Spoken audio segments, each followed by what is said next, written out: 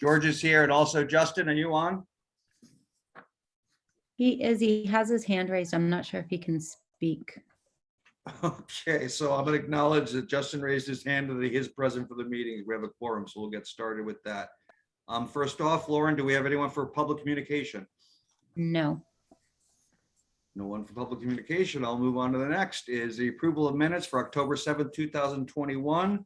I trust everyone took the time to review them, and if there are any changes or amendments that'd like to be made. Hearing none, I will entertain a motion to approve the minutes. So moved. I'll take a second. Second. All in favor? Aye. Aye. Minutes are approved.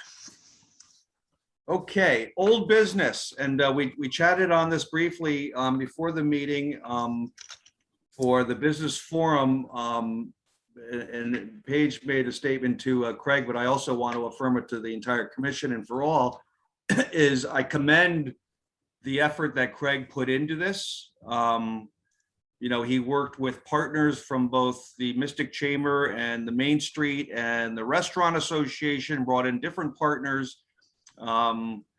He did a nice comprehensive write-up of that, and also gave us some of his takeaways. And in the meantime, I made a inquiry about, hey, can we see how do people view this that aren't actually on the view, because he had one participant, which is the same as we had a sector, and Lauren could say 45 people viewed it. So, you know, that's encouraging unto itself, that these are things, and I leave it to the commission, but we can decide on moving forward and continuing these types of things. But as far as I'm concerned, if we have 45 people using it as a resource, you know, that's what one of our purposes is here as a commission. So, but Craig, I'm going to pass it over to you. So Bill was picking up on my disappointment that we really only had one outside restaurant participant, and that was the chair of the board of the Restaurant Association, who works closely with Scott Dolch, who was the executive director of the Restaurant Association. So I was raising the question of whether these were worth the effort, but if there are 45 people who found value in watching it, that's great. If we find that they watched it for 2 minutes, heard me say a dozen ums, and then turned it off, maybe not so great. So I don't know if there's a way to know whether they actually watched all the way through. There was a lot of cooperation in putting it together. I was really impressed with the way the Restaurant Association representative and the Ledge Light representative worked well together, supported each other, and made for a good discussion. So I was pleased with the meeting until I realized how few people had attended, and I do appreciate that now a number of people did attend. The cooperation from Bruce Flax at the chamber was terrific in terms of his helping us to identify the various participants in speaking roles. And I know that the Downtown Mystic merchants did with us push this out a couple of times to make sure that people knew that it was coming and could participate. So in that regard, I guess it was all pretty good. Paige, I thought, was helpful, just raising questions occasionally in the session and sort of picking up on issues that might have been missed otherwise. Any commissioners have any questions for Craig on the presentation? Michael? First, so the 45, what's that? Where did they watch it? Was that a replay or on YouTube, or where was it? Correct. We post that on the EDC, you know, our webpage, and then Sam and Lauren actually took the time to go and look, as we can tell by just sheer numbers that they viewed it. Now, I don't doubt we can tell you how long they viewed it or what it was in per, but at least people went to it. So just so that, you know, everything we do is recorded. That someone took the time to go in and look at it is, I don't even know if it's 45 individuals, to tell you the truth, but that means they went to the web page, they went specifically to that, and they went to view it. All pluses. Okay. That's been our primary goal, is pushing people to our web page. Yeah. Well, because one thing you might want to consider in the future is a program which might take less less administrative overhead to set up and draw more people in live is something along the lines of mastermind program. Basically bring in local entrepreneurs to work on each other's problems. So and it could be themed, it could be restaurants, or it could just be local businesses, because there's masterminds out there that people pay $10,000, $50,000 a year just to get in a room with people who will, they'll bring their challenge for that week and they'll all kick it around and find some solutions. And the thing about that is you can't watch the recording. I mean, you can, but you're not there. So you're not contributing. You're not getting answers if you're watching the recording. Because I wonder if people were like, I'll just catch the replay. I'm busy right now. And Michael, I will take anything for consideration for ideas, because we're always looking for different ideas. So what I would ask you in that respect is put something together that is in English for some of us that don't know mastermind and such. Yep. Because, we should try everything. You know, and if we find that something's not work, we can't be afraid to stop doing that and try something different. And we can do, there's no reason you can't do both. It's not an either or, because Correct. A mastermind is basically a bunch of people working on each other's problems collectively. Well, so you work on that problem, get it together, give it to Lauren, and I'm happy to bring it up at a meeting, I'll write it up for you. And we can banter it around. So thank you for that input. Anyone else? One other, Craig, go ahead. well, the only other comment was that there's a quote in my report, which was sent to me by Dan Miser, asking if we would pass along information from the Connecticut Restaurant Association to our members. And I wasn't sure whether he was also saying, the next time let us do it rather than you're doing the forum. I wasn't sure if I was reading that in his message or not, but certainly if they have messages that they want to pass on to our restaurants, I don't know why we would not want to do that. Yeah, I read that also. I was a little confused on what he was asking for. But that explanation, of course, when he puts in CRA, I'm a banker, I look at Community Reinvestment Act. I was like, why are we talking about that here? But that's fine. That's fine. Yeah, as I said, I'm open to all those things. I think the more we do in support, if we can make it work as a liaison for those types of things, I'm happy to do it. George, you had your hand up? Actually, I had my hands up earlier, but Craig read my mind, so I had put down. But nonetheless, if I recall, we had asked Mr. Whitehouse would, I think Mr.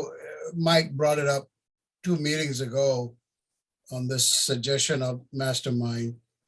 And I thought it was a brilliant idea. Perhaps Michael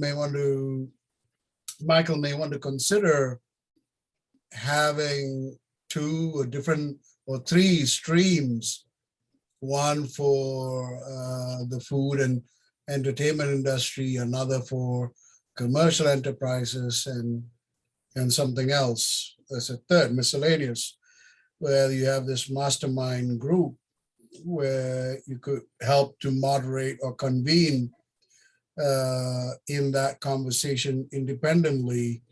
I think it behooves us to be the enablers of, for the EDC, I mean, to be the enablers of such a way of conversation and dialogue within the communities, and so that the EDC is cognizant on perhaps maybe the conversation with downtown domestic merchants, or maybe conversations with the tourism or somebody, so that we have somebody like Mr. Whitehouse who is able to perhaps add on to the chairman's report end of the day, or the monthly report, so to speak.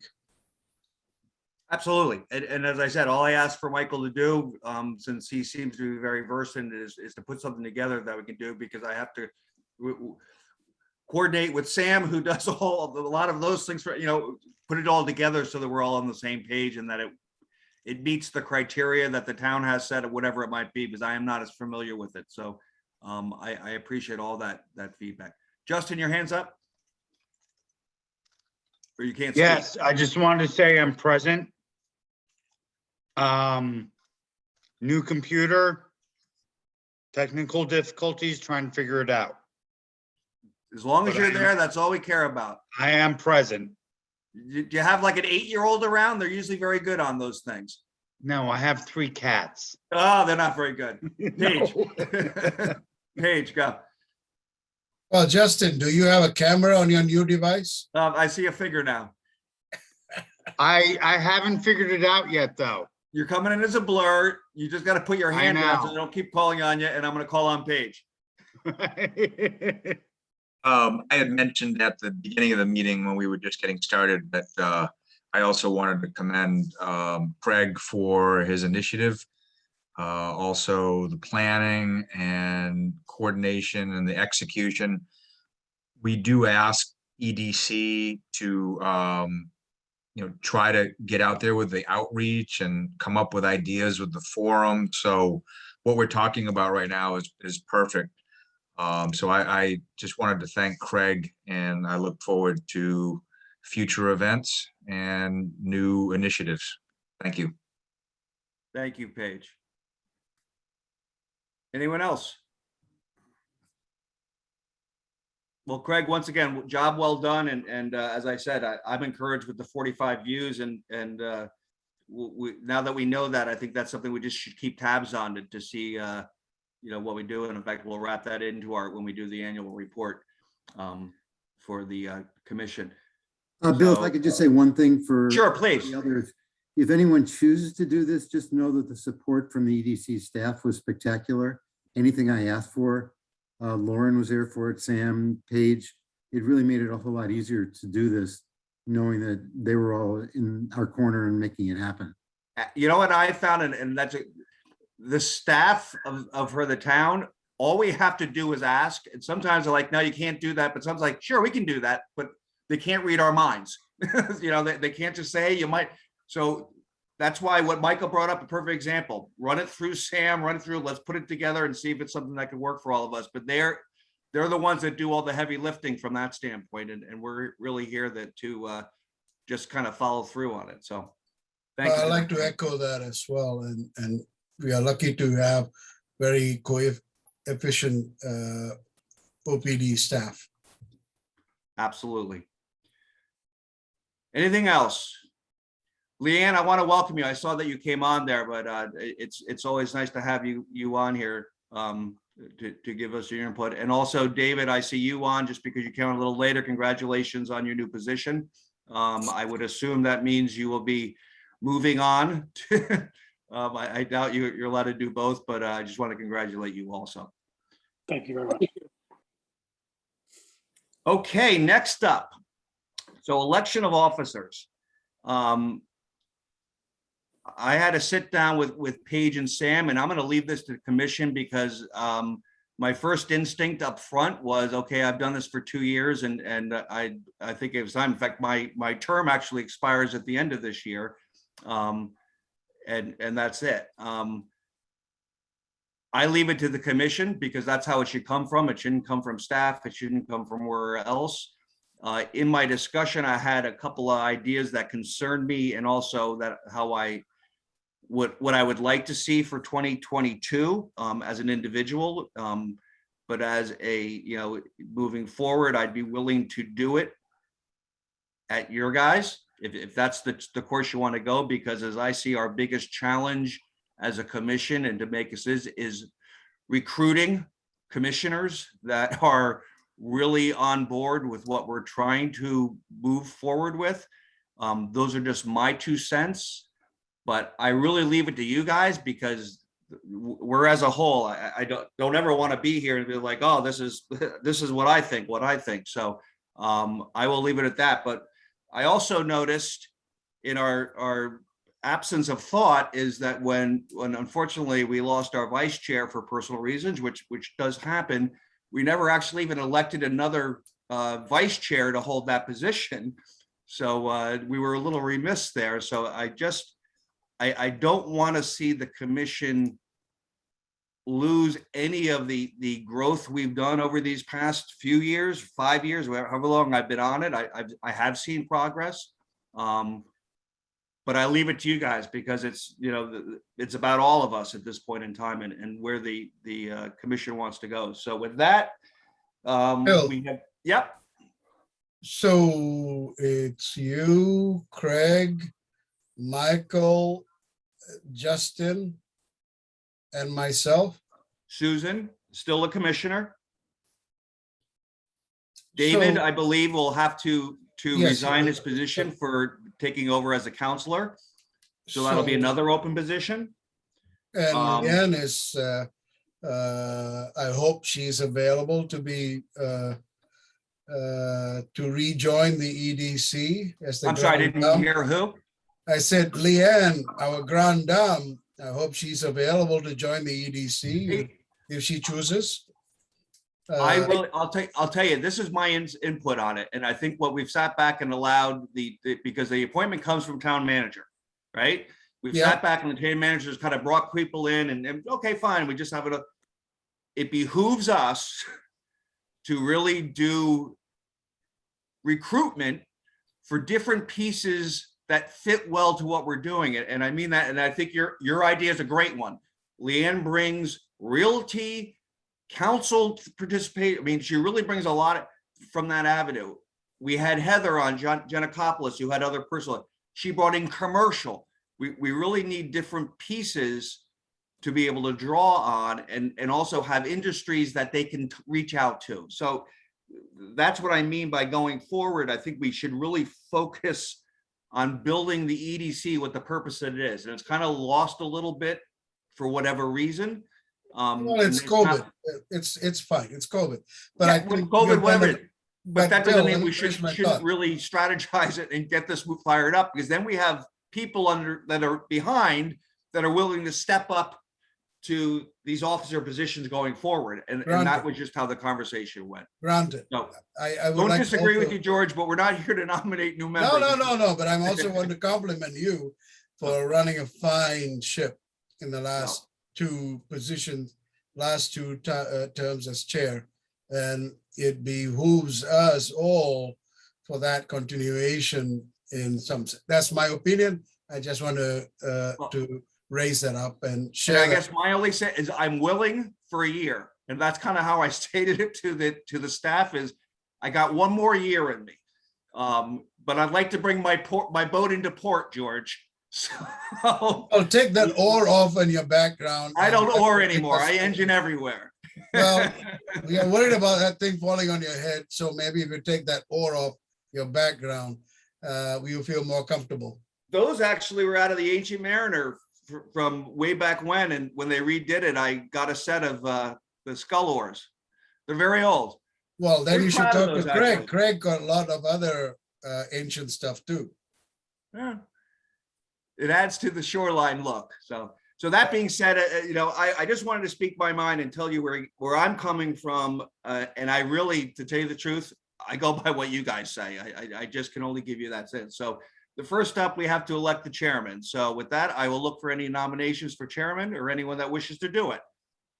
Other than what I said. nominate the chairman, The chairman. Bill position. Groves. Anyone else? I second George's nomination. Is there anyone against that nomination? Please give me. You All want right. a so- lifeline, don't you? No, and as I said, I'm willing to do what it takes. That's how I've always been. So I just wanted to make sure everyone had the parameters set as I'm trying to transition this anyway. So with that, so my name is a nomination. All in favor for myself to continue as chairman, say aye. I Opposed? So I will accept and move on for one more year. Next position is vice chair. Now, let me tell you about how I see vice chair, and this is truly, vice chair should be that grooming position to be able to step into the chairman position, whether I leave or I'm not available or next time. And it's really just to see how things work. I would like them to participate in the staff meetings that I have before our meetings to understand all the different things that go into it. It's not a huge time constraint on me, but it does take some time, and it's also takes some coordination. So that's how I see the vice chair position, and I nominate Craig Mellon as vice chair. He's seasoned, he's astute, he's got so much that he could contribute, and he's right in the hot spot in Mystic. I agree completely. I second that. Decline. Craig does decline that nomination, though, and that's your prerogative, absolutely. Yeah. I'd like to, I'll tell you who, I'd like to nominate Justin. Okay, Now, the reason why I want to nominate Justin is I think he, from what I've seen, is you are participating. You want to understand, you just need a little bit more time to kind of get your arms around exactly the EDC and what your position is. I know you have some time constraints, so that's your prerogative to decline it. But I just see that you have the motivation there. I second it. Justin, is your computer working? Maybe that's what he needs to have grass his hand around. Justin, are you okay with that? In absence of any saying otherwise, so be it. Or he fell out of his chair? I don't know. The old, you were out of the room nomination. Well, that does happen. Yeah, that's happens. We remember the governor of Ohio. Justin, are you there? His audio seemed off. Oh, Oh, we here go. it is. On? Yes, Justin? Do you accept the nomination for vice chair? Yes. All in favor of Justin being the vice chair, say aye. aye. Aye. Opposed? Justin, you're our new vice chair. Oh, wow. Final position is the secretary. I know Tom had some time constraints and such like that, and I think he, with COVID and such, he did what he could. But for the standpoint of where we are today and being newer to the member, and there again, it's like that third in line as I see as a session. I personally would like to nominate Michael Whitehouse as the secretary.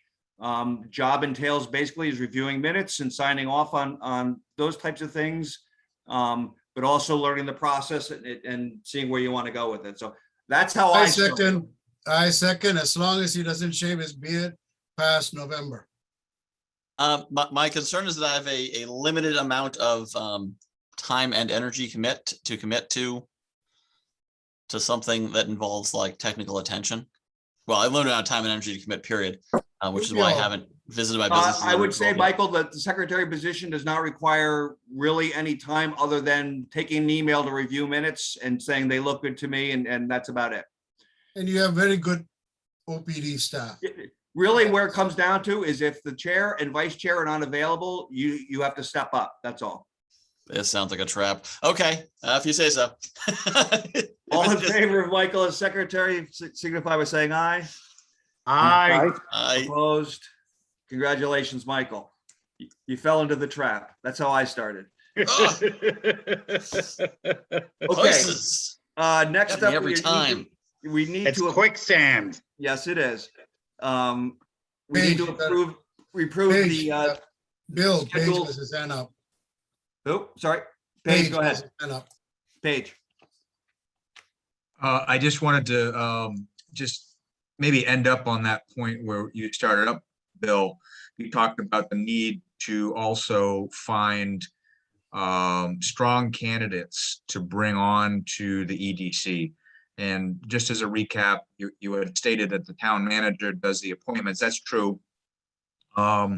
There is communication between the town manager and the staff about where are we, where are the vacancies, who do we know? We definitely could use recommendations from the EDC.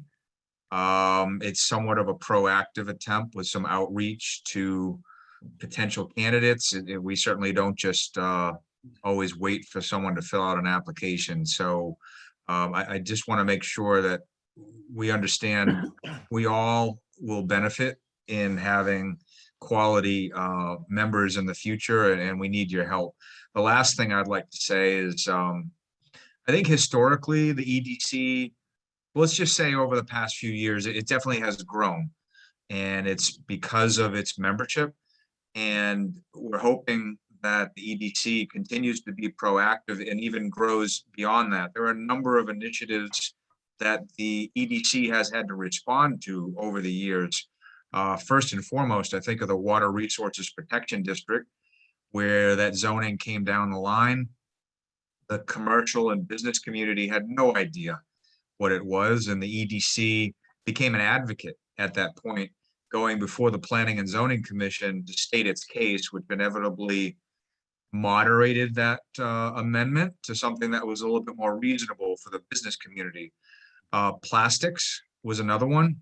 I don't think anyone disputes that something had to be done, but we really had not done any outreach to the business community regarding the plastics program, and the EDC took the lead on that. I think there'll be more to come, and the EDC is not a passive group. And I think, as I said, our membership, the membership of the volunteers with staff moving forward is critical. So I think, as Bill stated, he's quite interested in serving another year, but we do need to fill some vacancies with some strong candidates. Thank you. Thank you, Paige. Paige, how many slots do we still have outstanding? Now 3 more? You're still muted, Paige.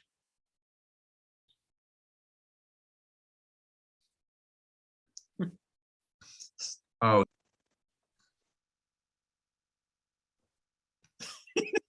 You're still muted. There you go. There you go. there we go. Can you teach No, I was Justin how to mentioning use the that computer? Heather had taken somewhat of a reprieve.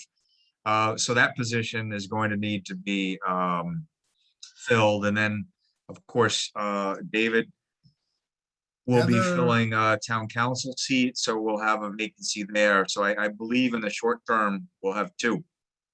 Well, Good Heather comments, Dawn. was a liaison, so she was not part of the voting. Actually, she did become a commissioner. Oh, she did? Yeah. Oh, okay. When she termed out on the Main Street, she Okay. did come on Downtown board, business, and then yeah. COVID hit. So Oh, okay. Yep. Yeah. So we got 2 more. All right, Leanne, we'll be coming and knocking on your door. And David, of course, you're out of the loop. okay. But we We're gonna could move on. consider fellow compatriots over the city of Groton, like Jason Russ. Does that make sense? You gotta talk to the town manager. Okay. Well, the town manager needs recommendation though. Correct. So I was just trying to weigh that across to the committee here. And I agree with that. That's what being proactive on it, and let's try to also focus on as I said before, is the pieces. How do they fit in, from what areas and such? Because having someone from the restaurant area is very helpful. Someone from, even Craig's background as running a business and understanding the dynamics of doing things like that on the scale, it's invaluable because it just gives you a little bit more authoritative to say, hey, I've dealt with this before in my professional life, and it does put a little bit more weight behind it when we're making recommendations on stuff. So Another thought in recruiting is that there's 7 or 8 people, maybe more, who expressed a very strong interest in being involved in the town, who did not get the roles they were hoping to get, who might be good candidates to talk to about the EDC. absolutely. Because what it comes down to is you really have to have that. I mean, the reason why I do this is not a professional thing. It's this is benefits the town, and where can we be helpful for the town, especially from the business that we rely upon Yep. to But yeah, allow this town to thrive. Yeah, I see there might be some people who did not get the roles they were running for. who Yeah, I might wouldn't say- promise anyone anything, but say we're really would be happy to speak with anybody. Yeah. So, Bill, yes, George. the only reason we keep you as chairman is so that Berkshire could keep on investing in Groton. Hey, you know what? We came out with a new initiative, if it means anything, and we're going to be doing a small business nonprofit, we're committing $5 billion. Now, of course, that's across our whole footprint. But I thought that was a very bold initiative by our new chairman, and we're still trying to get the details together on it. But it's on my radar. In fact, I have to meet Thank with the new director over at Sector, because it's something that, we want to get Sector involved with, and also possibly going to the innovation place and some of the other types of things. But I don't know the parameters yet, so I'm kind of keeping it that. But I thought it was a very bold, not a small dollar amount that they're committing over a period of time. So, Good. okay. Now, approval of the schedule for 2022. Bill, Craig has his hands up. Sorry, Craig, go ahead. It was just to say, it would be useful if we have commissioners who are stepping down from time to time, if we could make sure that the other commissioners know that, so that we can then be thinking about nominations during the course of the year.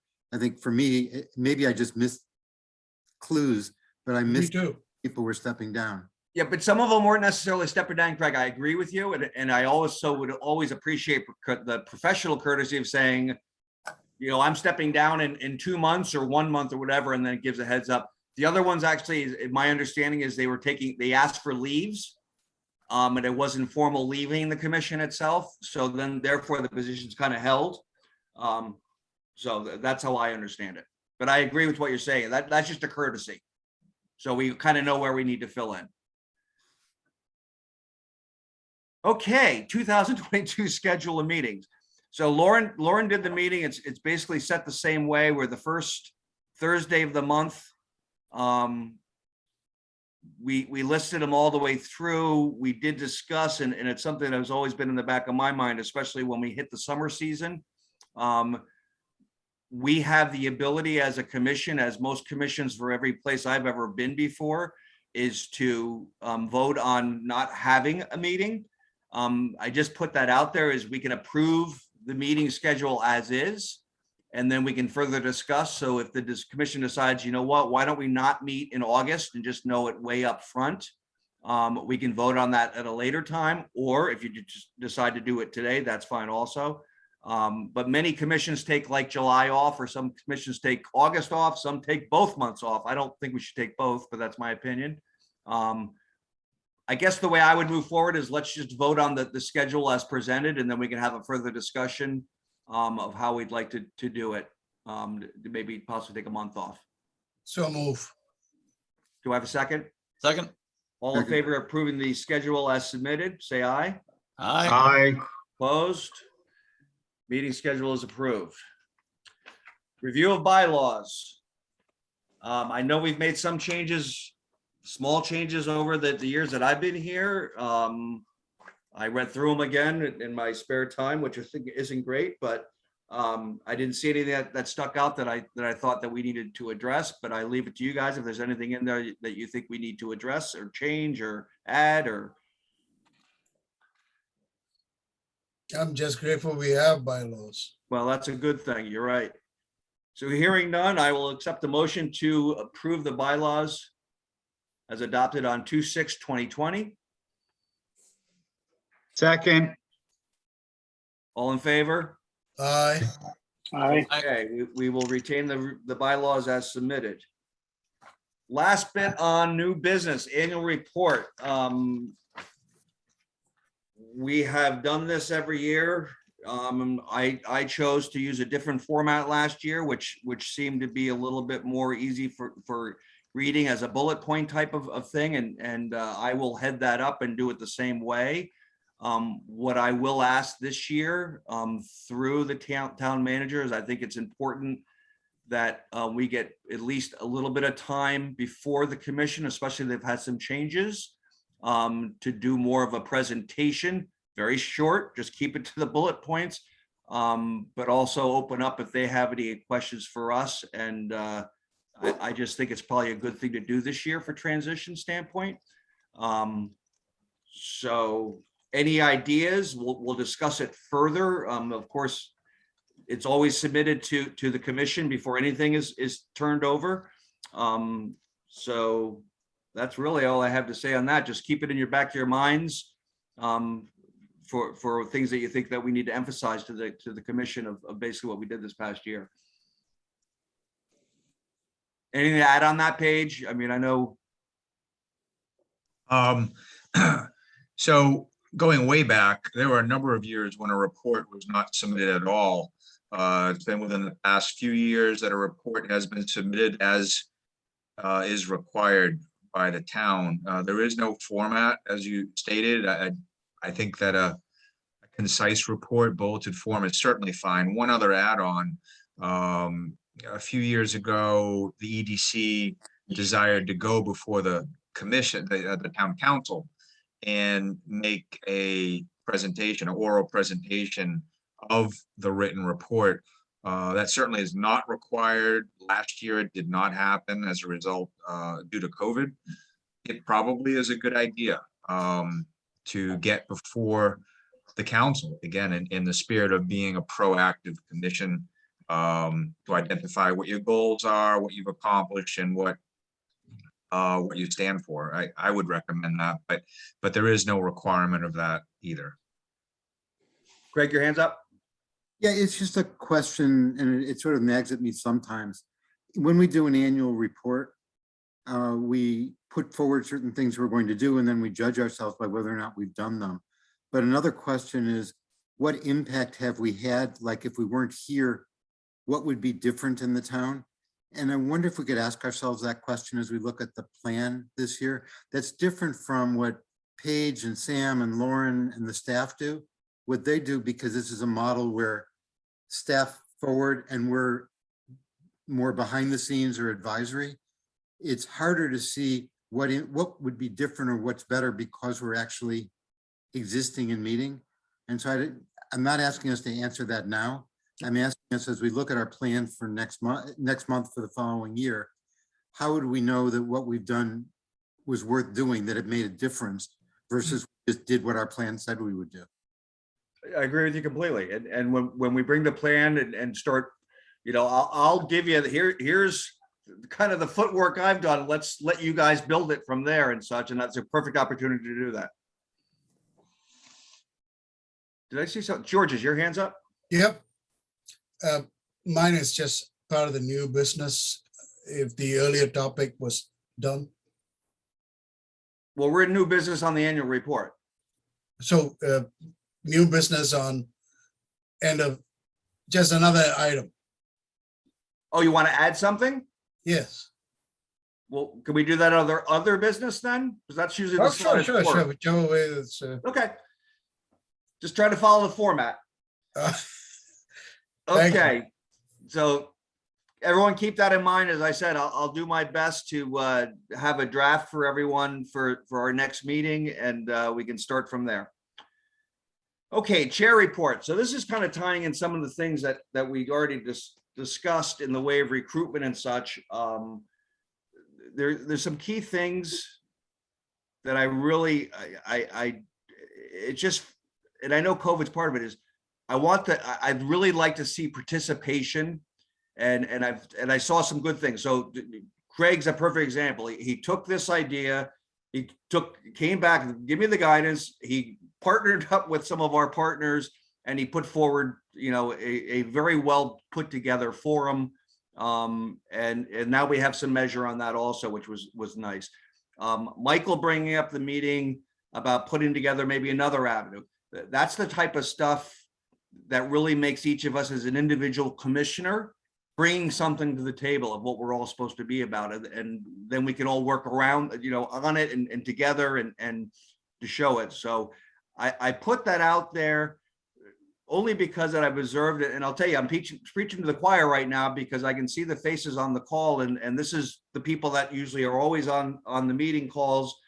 But every month when I do these, I'm like, okay, do I have a quorum? Do I have a quorum? I'd love to see people getting a little bit more excited about what they're bringing to the table. And that's why they come to meetings as opposed to let's just see what's going on this month. So I put that out for everyone to kind of look with inside, as I do when I try to make decisions and such, as saying, what do I want to do with this position as a commissioner? How do I see my place here as a commissioner on the EDC? What can we be doing better? no idea is a bad idea. I mean, if you're fired up about something that you'd like to see us doing and it fits in our parameters, I'm happy to discuss it. And I think that's a healthy discussion of all of us.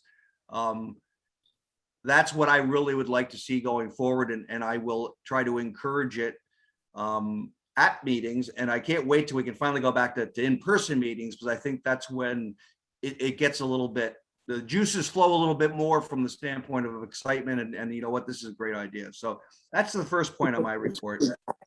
Second point, and I know that this is an opinion piece, but I think it's something that we need to do is, Paige is going to go over the American Recovery Act, the funds that the town has. It's a sizable amount of money. They put together a group, and I was participant as a business person and also EDC last month, and Paige will go through that. And I kind of heard, and you have all these people saying we should use the funds for this, we should use the funds for this, and everyone's trying to determine how these funds. I really think it's important, and I would actually put in a formal request through the town manager and the town council, is that someone from the EDC should be appointed to the decision-making basis of where these funds are going, because it ties into exactly what we're doing here. And I just think we need to have a seat at the table. Not that we can tell you that exactly where the funds should be spent, but we need a seat at that table, because I think it's very important for what we do. Here's a case in point on it is, a couple of businesses I talked to, and this is one of those things I kind of didn't think of, but as a homeowner, I do. Heating costs, energy costs are going up through the roof, 30%, 40%. That's something that wasn't factored into their COVID plan. Now they're starting to see the expenses are going up from that standpoint. Maybe that's an avenue. Can we do a fuel assistance, energy assistance to some of the small businesses that fit into the plan? Those are things that we can bring to the table that aren't necessarily looked at. I mean, that's my 2 cents. I heard daycare, I heard all these other ideas, and there might be validity behind all of them. I just would like to have a seat at the table because it is a sizable amount of money, and I think the businesses deserve a seat there. And that's what we represent. That's a brilliant idea, Bill. Sometimes I have them, George. It's I a can't brilliant take idea. credit for it, but sometimes I do have them. No. I think you made a very salient point that sometimes things are right in front of our nose. We don't even see it. And that as a chairman, representing the town of Groton's Economic Development Commission, where the purpose and intentions and the progress of the town businesses and commerce should have a seat at the table. There's another aspect of this, and it's just because I know we went through transition on council, and I truly don't know where they stand, and I know because it all comes back to the Mystic School and where that is, and I'm not going to go down the path of we've done our portion of it. We've never come out and endorsed it. We've never done anything. But then I get a report that Paige sent out, and also I think Sam sent it on to I got an alert on my webpage, but they came out with a housing study for the town of Groton. And we've been waiting for this housing study for a long time, because I've been waiting for it. I wanted to see. And you're showing that the town in the next 5 years is going to have a deficit of thousands of units for housing. Then I have another camp over here saying, we don't want to build these things because it's going to increase this and that. Well, these people are going to need a place to live.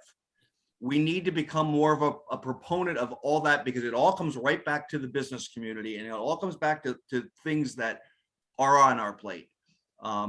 So I'm not saying anything about individual projects that are out there, but that's something that we have numbers now to say is, okay, where are these people going to live? Because if they're not going to live in Groton and they're going to maybe work in Groton, somewhere else they're going to live, and someone else is going to say, hey, we got some land to develop. We'll put some, housing here. And Paige said that from the time I've been on the commission, is we're here for Groton. And we have to be kind of greedy when it comes to that standpoint, is we want as much of that pie as we can get, because that's what allowed Groton to sustain and to grow. Because once you don't do that, And George probably knows, mathematically, I can show you, you stop growing, you're dying. I saw a very great article because it was reminiscing about Mystic, the way Mystic was. And the guy went through and I remember Dick Neff's and I remember all those stores and the penny candy and the gas station, all that stuff. Well, guess what? Jiffy Lube went in. You could go to the mall for your shirts. All of a sudden, those businesses no longer are around. And it's nice to reminisce.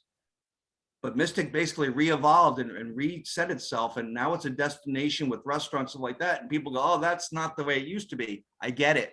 But that's what progress and growth is all about. So I'm pretty passionate about that type of stuff. And there again, it's that housing study is, I think, that the thing that we really needed from our standpoint of saying, we need housing. So if not there, where? And if they give us somewhere, because we're already doing a school, we've already shown that the town has the ability of taking something and getting us additional housing, but we can't have the roadblocks of planning, zoning, and this group doesn't want it in their backyard because that's contrary to what our focus is supposed to be. So enough said. Yes, Michael. So I was actually just talking to my wife about this morning. We were driving through Center Groton in the 184, 117 exchange, and she was lamenting that the Tim Hortons is not a Tim Hortons. And I said, isn't there supposed to be a development going in there that I saw a mock-up for like 3 years ago? So my first question, does anyone know what happened to that? Yeah. Is that happening? I can answer it for you, Paige. A quick thing. The deal didn't go through. He didn't have all the pieces to make it happen, and that's why it didn't work. And that's good. That's between the people with the money and the people that are trying to develop. So we can't do that aspect of it. Okay, that's a great place. Summation. Yeah, that seems like a great place because it's already commercial and it's a little a little run down. I mean, it's not in rough shape, but it could use improvement. And I don't see a lot of people saying nothing should go there. But I've also heard a lot of people saying with the oral school, a lot of the issue was it was so vague. And so because it was so vague and so poorly publicized, people just put their own monsters in it. Whatever they were afraid of, they painted onto that. So if they were afraid there'd be traffic, there'd be traffic. If they're afraid there'd be smells, there'd be smells. They're afraid of lights, there'd be lights. Whatever it was, everyone could put their own demons in there, and it became this, and there's no one to say, no, here's what the project looks like. So next time we need to find a developer who's gonna stick with it and not fire their PR team and actually stay in there and engage with the neighbors to make sure they stay informed so their imaginations don't run wild and we can actually debate the merits. I think on the merits, although I'm not sure what the project was. Is that what happened, White House? As far as I can gather. Okay, so I'll give you my 2 cents on this, and it's always the same scenario that I've dealt with all the years, of whether I was in old limers or like that. You're always going to have the faction of not in my backyard. Mm-hmm. And the people who say not in my backyard, they'll throw everything up at you. It's going to be this, it's going to be that. We're going to have people run over by cars. My God, okay. There was nothing on the table, and that's what we had to continually keep saying is we haven't even gotten to that point of being able to say we're advocates or not advocates of it. So COVID had a lot to do with that, whatever. Specifically speaking, though, I can also go back to those same people saying, what do you see? Do you think Noank is too big? What do you mean, do I think Noank's too big? It's cute. It's cute. It's a village. It had stores. It had a packet. That's what I see this as being. It's too big. Mm-hmm. It's a piece of land that they're just trying to make a village where people want to live. And that's how I kind of looked at it. There's an open space, there's walkways, so that's just, the way I look at it. So I can counter that, those arguments. But I think if the project had been sold to the neighbors could have been convinced. There's always going to be the NIMBYs, but they were able to get a lot of traction because there was no counterpoint for a year and a half. And they had the mic for a year and a half. And so. I remember way back when they closed that school for the deaf. Mm-hmm. And those people are all thrilled when it was closed. I don't think it matters at that point, and I'm not going to discuss it, what was on that piece of property. They were thrilled that was closed because there were no buses, there was no noise. I can't answer those things, but those are things for the council, the planning commission. That's not our job. Our job is to be promoting. We need housing. If not there, where? And we will go out there and do our best. And I know that the staff does a phenomenal job of getting developers in and getting people in interested on it. So that's how I look at it. Paige. Just on the, I mean, we could debate Mystic Education Center all night long. The fact of the matter is people really don't know what the true story is. And that's a chapter for another day. There needs to be a lot of communication on that front to get to a project that is reasonable for Groton. And we haven't even really begun that discussion. It has not occurred at the Planning and Zoning Commission level. That's a side note. On the housing front, there are numerous conversations taking place. The Thames River Innovation Place, which serves both Groton and New London, the topic of housing came up. We had a Pfizer representative saying it's a huge, huge problem for new hires. I've also heard it. Electric Boat, same thing. Although they're not as vocal about it. Now we have this housing study, and it's not about a project. You know, Justin, I totally agree. The land at Center Groton is a prime location, and I think someday we're going to see that developed. It's just a matter of time. But it's not about one project. It's not about two projects. Not about three projects. We have a demand for thousands of units, and I would encourage people to read that report. Because it's not about if we convert this one school project, we're going to solve our needs. We haven't been building for decades, and we have job growth. 80% of the people drive in every day.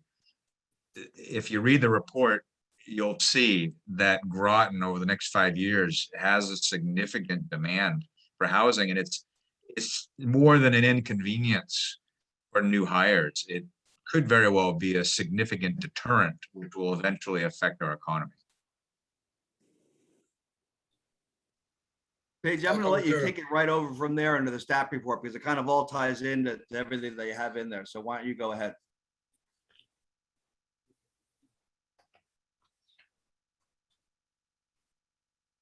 And do it off of mute because it helps.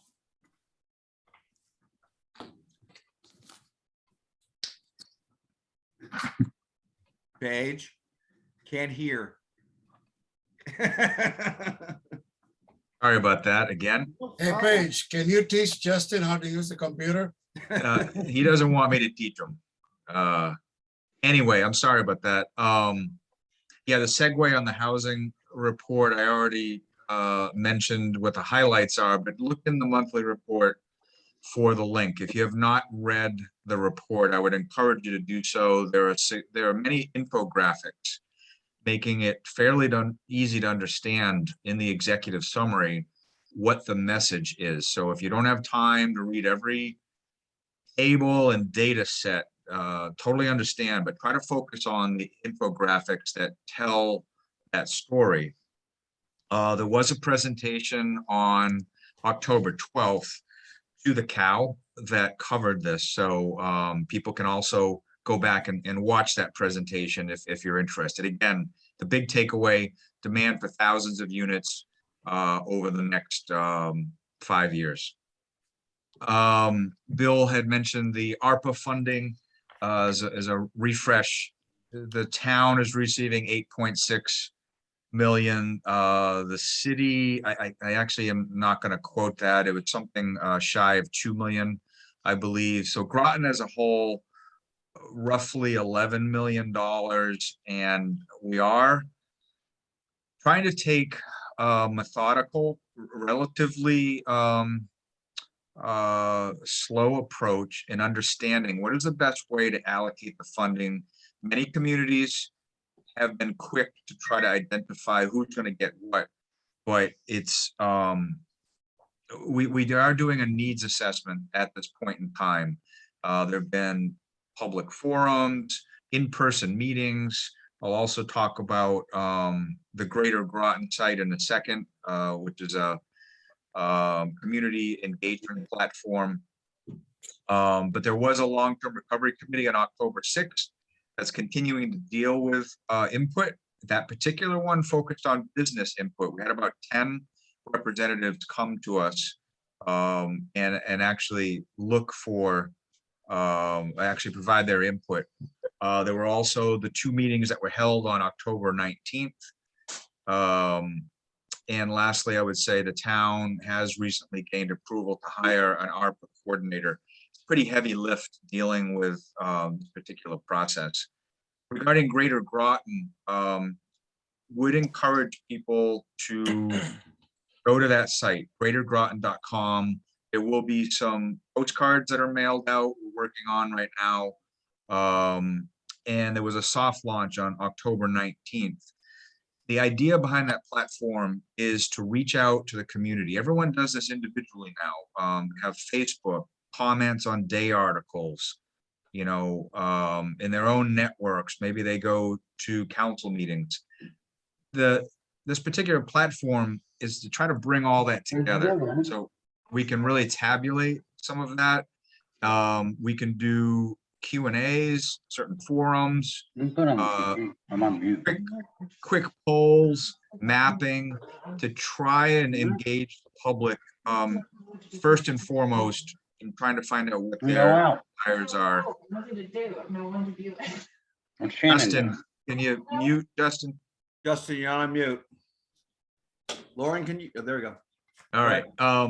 So I really cannot give it justice, but other than say, really, I encourage you to go to that website and register and actually start to engage on that. Sam, did you have any further comments on that platform that you wanted to Yeah, say? thanks, Paige. So this is new to our community, but it's something that the staff has talked about for a while, and in the industry, these types of platforms are evolving, and they're designed to complement all the existing public outreach and input mechanisms and channels and opportunities that we have now, just to round those out. But as Paige said, so many people are very savvy online, and it's a website that's on a platform where we have a contract with a vendor, but we design the platform and we put the projects up there, and it actually is designed to be very, to mimic social media in many respects. It gives us the opportunity of a whole spectrum of tools that we can use at the staff level. We expect to use it both in planning, but we already have folks from Parks and Rec and from the Beautification Committee. So it's really designed to have this, this ongoing conversation with folks with a targeted topic. But once people go to that topic, they can chime in on a poll that we put in there, and then that data collected, they can, often there's a forum where they can just have open-ended comments or suggestions. So as Paige said, about a couple weeks ago, we started with you might call that a soft launch or a beta version. We wanted to get it up and running and make sure that we could get all the technical kinks out of it, but now we are actively promoting it. We've reached out to the local newspaper and hope to get coverage there, but we're then going to do direct marketing with postcards, get it out, get it out through email lists, and then we're going to continue the promotion. And we do expect this over time to also become an outlet for us to be able to get businesses to speak up and tell us what their issues are, just to complement the other kinds of outreach that you guys are doing. So we encourage you to get on there, register, promote it with your networks, and any other feedback, type it right in there, or we can talk about it as needed. But we do see it as a really important tool moving forward. Thanks, Sam. And again, this is part of a needs assessment process we're doing for ARPA, but we plan on using this Greater Groton site for other initiatives in the future. But just to wrap up on ARPA real quick, we plan on actually releasing our application package sometime early in December, I believe, but we needed to know, what does the community want in terms of top priorities? We actually classify them as buckets. So for example, we may have a bucket for infrastructure that would deal with water, sewer, and broadband. We may have a bucket for housing, social services, family needs. Those are buckets. And we will then allocate, actually the committee and the council will designate a certain amount of money from that overall pool of ARPA funding that would be assigned to each one of these buckets. People can apply for certain projects or initiatives out of each bucket. So that's the short version of it, but it's fairly complicated. Just moving on, I only have a couple more things. We were fortunate enough to have the Connecticut Economic Development Association annual meeting on October 20th. Acronym CEDAS. We had that at the Brantford House. We had about 50 economic development representatives statewide that did attend. It's the first time we've had them here in years. Quite happy to expose them. We had great compliments. And the real goal for us was to get people out of Hartford, New Haven, Stanford, and wherever to Groton, to expose them and understand. And I've received great compliments from people after that event. So I think it was highly successful. We had presentation from both Sector and Electric Boat, and Anne Marie Seifert from Brantford House as well. So I think overall it was really, really great. Couple more points. We did submit a Brownfield Grant proposal for 1208 Pequannock Road, little town-owned piece of property that needs to be cleaned up. That will be adjacent to the future Rogers mixed-use development, where they're going to convert the massage school. So $650,000 for actual cleanup. That would be good if we get that. We'll find out over the next month or two. In terms of property redevelopment, just highlights Gold Star Highway. We have another regional housing developer that has stepped into the game to work with PJ&A, the entity that we've been working with. Again, as a rehash on that, there's 4 parcels, 2 town-owned, 2 private-owned that are all adjacent. Probably will be multifamily housing in the future. In terms of Sealy School, Triton Square, site plan's been submitted. We're hoping to have that approved before the end of the year, so they can break ground. They've already demoed that former building, but they're hoping to break ground, I think, this winter. And Pleasant Valley, we met with the cow on October 26th to hash around some new ideas, since that RFP will be reissued at some point in the future. The last point I'd make, we did finally get some data on unemployment numbers. They were delayed for a while. Good news, Groton's down to 5.4% unemployment rate, which is matching identically state number as well. So we're definitely trending in the right direction. Thanks. If I may say, I'd like to compliment Paige as our EDC, our Economic Development Specialist or Manager, for bringing CEDAS to Groton. I mean, Groton City, Groton Town. I think it's a wonderful coup.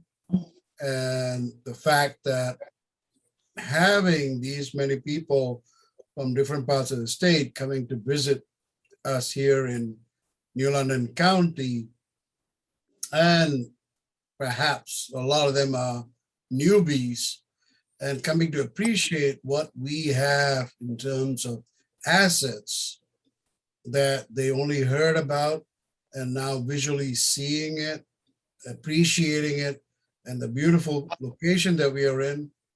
I think, it gave a pause to a lot of them that may consider us to be a little bit of a backwater of things, but more so that we are a exceptional place to do business and also to have a quality of life.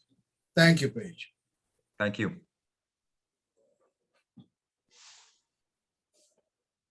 I also want to make one quick comment. I was looking at the Greater Groton page because you mentioned a tech thing, and so I got distracted and started looking at it. It should probably have a rest of Groton section for when you're signing up, because the place I live isn't one of the places listed in one of the subsections. So there's probably be a miscellaneous everywhere else in Groton, because I don't live on the sub base, but that's the closest. Sure, Okay. Michael, we'll take care of that. And feel free to shoot me an email too if you want to specify a neighborhood or something. Okay. Thank Yeah, you. I just kind of leave it because, I mean, you don't necessarily want to have 25 different options, but at least just something that's, the rest of Groton. So people are like, I guess maybe I'm in Center Groton. I don't know. Thanks, Michael. Sounds good. Yep. But yeah, it looks like a great site. Thanks. Bill, you're muted. Okay, pulled a Justin. Any other questions for Paige? Thank you very much, Paige. Okay, we're gonna go liaison reports, and Stephen, would you like to comment on your report that you presented? Sure. Well, you all got the copy of it, so I won't go too into depth here. I will report that I just spoke actually after the report was submitted with Bill McGowan, I guess, from Atlantic Marine Construction.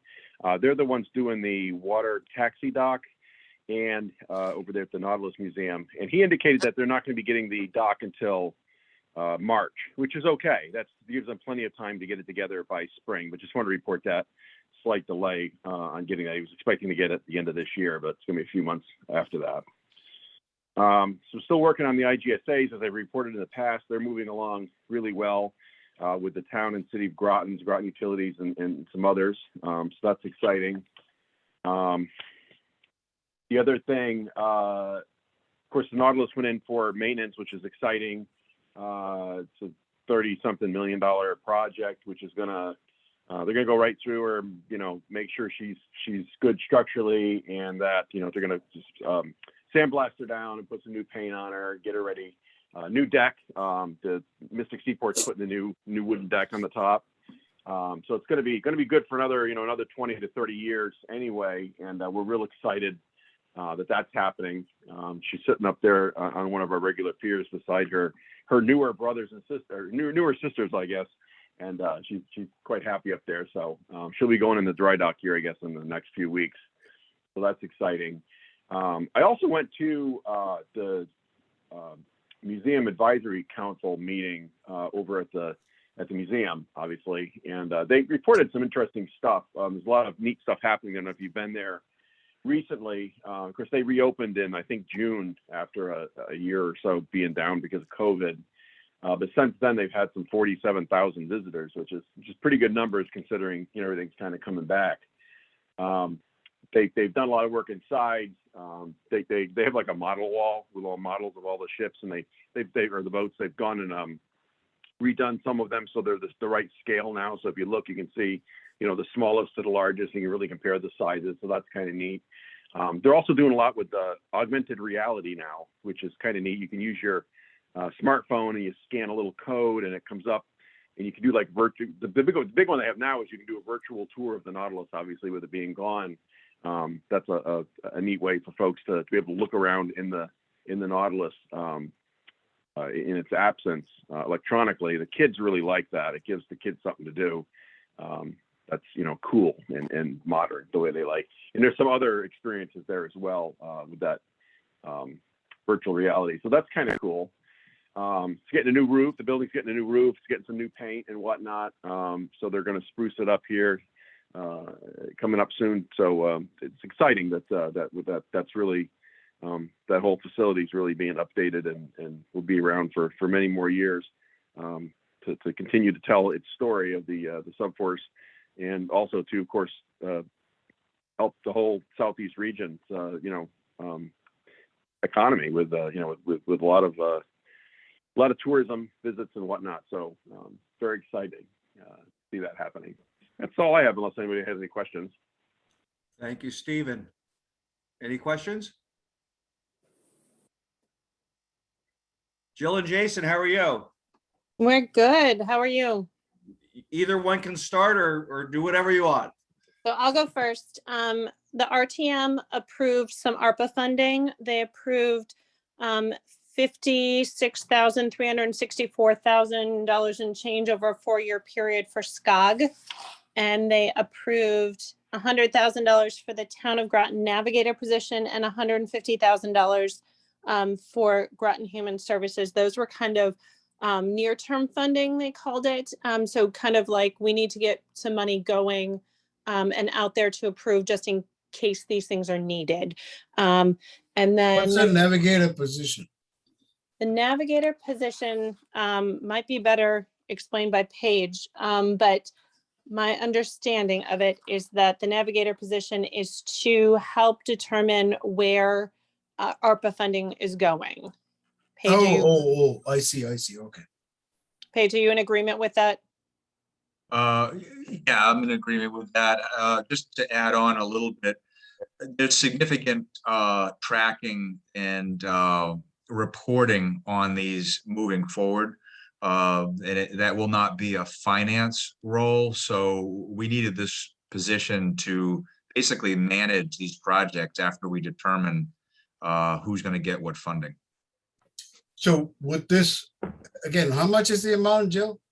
100,000. So is this individual covering both the city and town, or just the town? No, just the town. Just the town. Okay, Additionally, the EDC accepted a grant or approved the awarding of a grant from DoD for education in the amount of $750,000. It's the DoD Education Activity Military Connection Academics and Support Programs 2021 Educational Resource Grant. Again, that's in the amount of $750,000. So that will go to the Board of Ed. And then the last resolution that passed was that extending, like reappropriating the funds for the school in the amount of $184,500 that haven't been appropriated yet. So it's not adding more money. It's just allowing it to go beyond the date that it was supposed to be finalized by. And that is my report. Thank you, Jill. Thank you. Jason, Sure, can you hear me? sure can. Yeah, we had an event on Thames Street at what's called Thames View Park. It's the upper and lower Costa properties, now called Thames View Park, just south of the waste treatment plant. And the event was called placemaking. The consultants that we are paying through a grant kind of doctored up the park, jazzed up the sidewalk with some color, and made the upper portion just above the street, kind of gave it a backyard feel with some propane flame tables, and decorated it. So anyway, the purpose of the event was to create a space. It was a speaking opportunity for Jim Streeter, who did some history. Oh, it's a different event. Two different events. Oh yeah, that's right. Jim wasn't at that event. But the thrust of the event on the 21st was the consultants had some activities and some maps and some basically survey items, trying to get some feedback from the people who attended, regarding what things would they want to see in and around Thames Street, addressing current concerns like parking, width of sidewalk, the question about parking on side streets, the question of one-way traffic on Thames itself or on the side streets, those sort of things. And those are still being tabulated right now, but it was well attended. There were 20 to 30 people there at any given time, and it's kind of a part one. I think the intent is to do it a few more times and continue to get that person on the street type feedback. The idea also was, how do we get people in that park so that people look at Thames Street and start visioning what they want to see there. So, you get enough people down there, they start looking across the street and saying, I want a restaurant over there. Right. So that was a lot of it. And the other thing that somebody asked about how much the city got in ARPA funding, they got 1.3 million for 2 years, so 2.6 in total.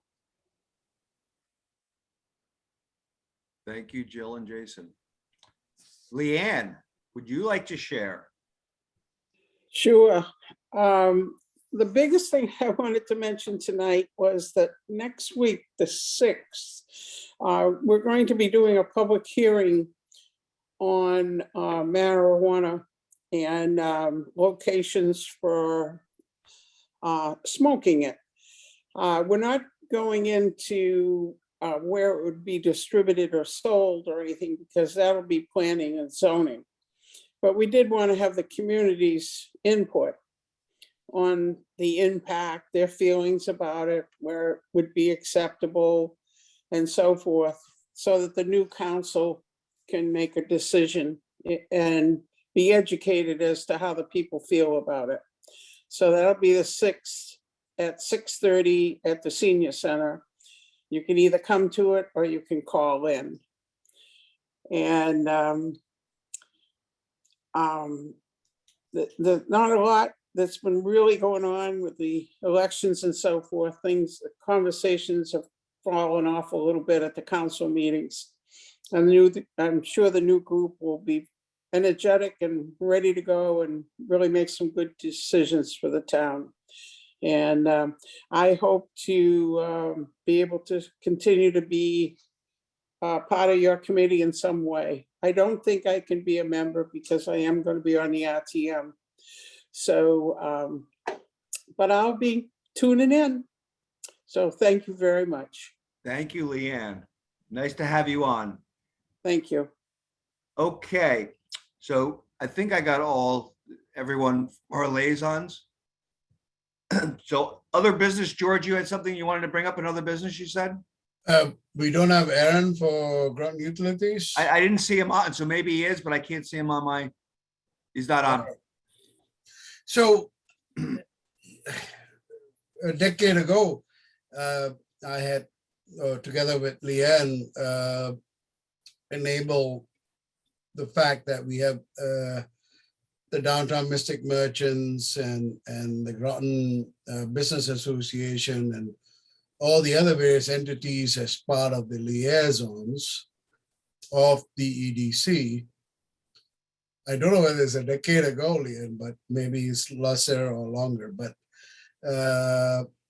what I would like to suggest in this frame now is to invite sector as a participant and liaison every quarter, the very least, to give us an update on what's going on in this region in terms of funding, in terms of activities, in terms of new programs and so much more that Paul White-Scarver, as the executive director, would now be, at least as long as he's there, to be overseeing, because sector is going to be integral with a lot of things that goes on with the ARPA fund. Sector will be also integral with whatever that is coming with the infrastructure funds. And in amongst all of those funds, and I don't know what is going to come out end of the year, or rather next year, sector would be a key player for our region altogether. And Groton is the economic driver of this entire region. And I think it behooves sector to give the Groton EDC a update every bi-monthly or quarterly on where things are, or where things are going, or taking back feedback from Groton EDC to sector's board that this is what we like to see, this is what we are looking funding for, this is where EB or Pfizer or Orsted may be looking for additional support for, that they could be our vehicle and tool to make sure that we get parity and equity of the right amount of funding. I would be happy to reach out and see if they would like to put a liaison for the commission, because maybe it's a benefit for them also. If not, if that's not something they can do, is maybe every other month or whatever that they're available to be able to give us an update on what exactly they're doing. So point well taken. Thank you. I agree. I think sector is one of the greatest resources we have, and it's right in our backyard. So we should always utilize them as much as we possibly can. Well, Mr. Chairman, I've also, I'm aware our economic development specialist, Paige Bronk, is also there on being interviewed or being assessed to be part of the board, or if I'm not sure if the board or committee, but I believe our town needs to express our strongest opinion that we must have our folks in the town of Groton be a representative in sector's board, not a simple member, which has been the case for many years, which is not appropriate. We are the key funding agency to sector, the creation of sector, and the economic driver of sector in this region. It is of key value that Mr. Bronk be an integral or key person on the board of sector. That's, I want it to be said on the record for the acknowledgement in this altogether. Thank you. George. And as I said, I'm in agreement. So we'll pursue it as with all the vigor we can. So, Thank you. okay. Any other business? All right. I thank you all for attending, and I will entertain a motion to adjourn. So move. Second, Second. all approved. Aye. Approve. Meeting's adjourned. Thank you very much. Have a good evening. You too.